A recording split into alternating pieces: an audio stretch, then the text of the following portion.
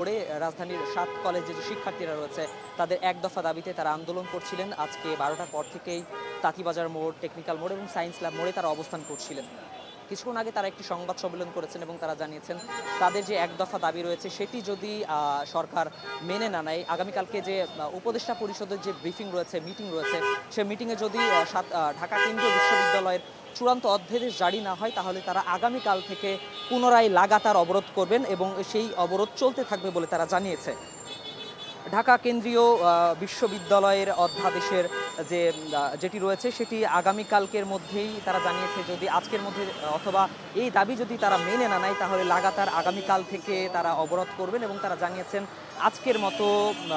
Science lab মোড়ে, তাঁতিবাজার মোড়ে, technical মোড়ে এবং রাজধানীর মহাখালীর আমতলী মোড়ে তারা পুনরায় অবরোধ করবেন। তাদের যে একটা দাবি রয়েছে সে দাবিটি হচ্ছে ঢাকা সেন্ট্রাল ইউনিভার্সিটির অধ্যাদেশের হালনাগাদ খসড়ার অনুমোদনের পাশাপাশি রাষ্ট্রপতি কর্তৃক চূড়ান্ত অধ্যাদেশ জারি করতে হবে। আমরা শিক্ষার্থীদের সাথে কথা বলেছি, তারা জানিয়েছিলেন তারা দীর্ঘদিন ধরে ২০১৭ সাল থেকে তারা ঢাকা বিশ্ববিদ্যালয়ের অধীনে ছিলেন এবং তারপর থেকে গত মাসে জানুয়ারিতে ঢাকা বিশ্ববিদ্যালয় থেকে ৭ কলেজকে ঢাকা কেন্দ্রীয় বিশ্ববিদ্যালয়ে রূপান্তর করার প্রক্রিয়া শুরু হয়। তবে এখন পর্যন্ত চূড়ান্ত কোনো অধ্যাদেশ জারি না করার কারণে তারা রাস্তায় নেমেছেন এবং তারা জানিয়েছেন যে তারা যতক্ষণ পর্যন্ত না সরকার কর্তৃক একটি চূড়ান্ত অধ্যাদেশ জারি করা হবে তারা তাদের এই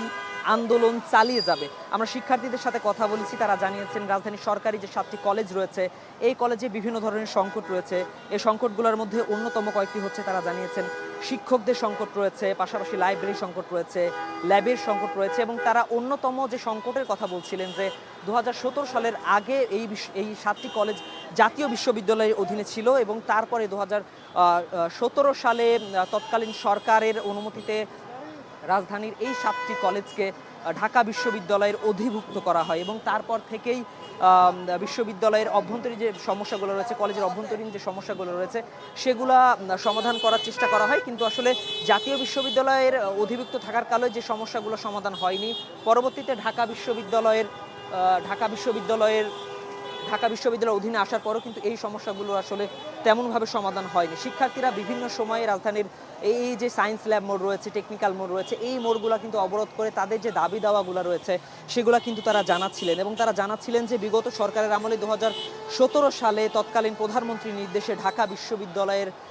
অধিভুক্ত করা হয় রাজধানীর অত্যন্ত গুরুত্বপূর্ণ এই 7টি কলেজকে এবং এই সংকটগুলো সেই আগে থেকে রয়েছে এবং এই সংকটগুলো এখন পর্যন্ত সেই রকমভাবে সমাধান করা হয়নি। আজকে বুধবার ১২টার পর থেকে রাজধানীর বিভিন্ন এলাকা, যেমন যদি বলি তাঁতিবাজার একটি গুরুত্বপূর্ণ এলাকা রাজধানীর, পাশাপাশি রাজধানীর টেকনিক্যাল মোড়, আমতলী মোড়, এই মোড়গুলো রাজধানীর 7 কলেজে যে শিক্ষার্থীগুলো রয়েছে তারা কিন্তু অবরোধ করে রেখেছিলেন সেই দুপুরের পর থেকে এখন পর্যন্ত অবরোধ ছিল এবং কিছুক্ষণ আগে কিন্তু তারা একটি সংবাদ সম্মেলন করে জানিয়েছে যে সরকার যদি তাদের দাবি যে রয়েছে এই দাবিগুলা যদি পূরণ না করে, এই দাবিগুলা যদি মেনে না নেয় তাহলে কিন্তু তারা লাগাতার অবরোধ করবেন এবং আগামীকাল থেকে কিন্তু তারা জানিয়েছে যে পুনরায় তারা রাস্তায় নামবে এবং তারাও চায় না যে আসলে মানুষের ভোগান্তি হোক, মানুষের কষ্ট হোক এবং তারা জানাচ্ছিলেন খুব দ্রুত যেন তাদের এই দাবি মেনে নেওয়া হয় এবং তারা চায় একটি সুন্দর শিক্ষার পরিবেশ, একটি উন্নত শিক্ষার পরিবেশ, যে শিক্ষা দিয়ে আসলে পুরো দেশকে পরিবর্তন করা যায়। তারাও চাচ্ছে না রাস্তায় এই ধরনের অবরোধ করতে, রাস্তা ব্লক করে দুর্ভোগ সৃষ্টি করতে। তারা জানাচ্ছিলেন বাধ্য হয়েই আসলে তারা রাস্তায় নেমেছেন। সুতরাং তারা জানাচ্ছিলেন, আমরা শিক্ষার্থীদের সাথে কথা বলছিলাম, যে তারা সরকারের কাছে তাদের একটি আবেদন, এই যে আন্দোলন রয়েছে সেই আন্দোলন খুব দ্রুতই তারা বন্ধ করতে চায় এবং তারা জানাচ্ছিলেন এই এক দফা যে দাবি ঢাকা সেন্ট্রাল